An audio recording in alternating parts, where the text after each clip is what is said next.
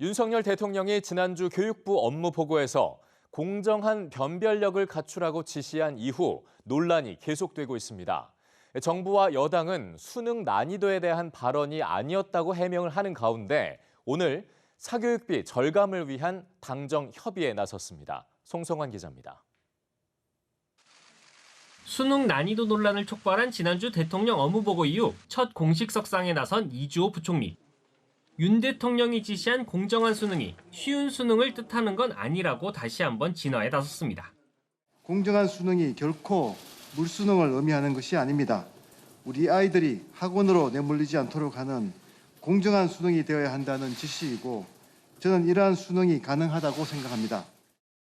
여당도 힘을 보탰습니다. 교과과정 안에서 문제를 출제하란 윤 대통령 발언은 국민들의 사교육비 부담을 줄이란 취지란 겁니다. 그러면서 야당이 이번 발언을 이른바 물수능 논란으로 확대시켜 정치적 이득을 챙기려 한다고 비판했습니다. 대통령의 말씀은 입시, 공교육, 사교육의 교육구조 현실을 정확히 짚고 해결 방향을 제시한 것입니다. 민주당이 변변한 논리나 근거 없이 대통령의 발언을 비판한 것은 아마도 도둑이 제발 저리기 때문일 것입니다. 야당은 주말 동안 공세를 이어갔습니다.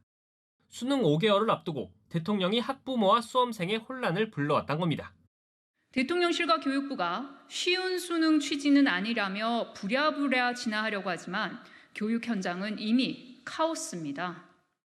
수능 출제 기관인 한국교육과정평가원에 대한 총리실과 교육부의 합동감산, 9월 모의평가 일정 등을 고려해 조만간 이뤄질 전망입니다. 장상윤 교육부 차관은 윤 대통령이 지시한 공정한 수능을 평가원이 제대로 이행했는지 감사할 예정이라고 밝혔습니다.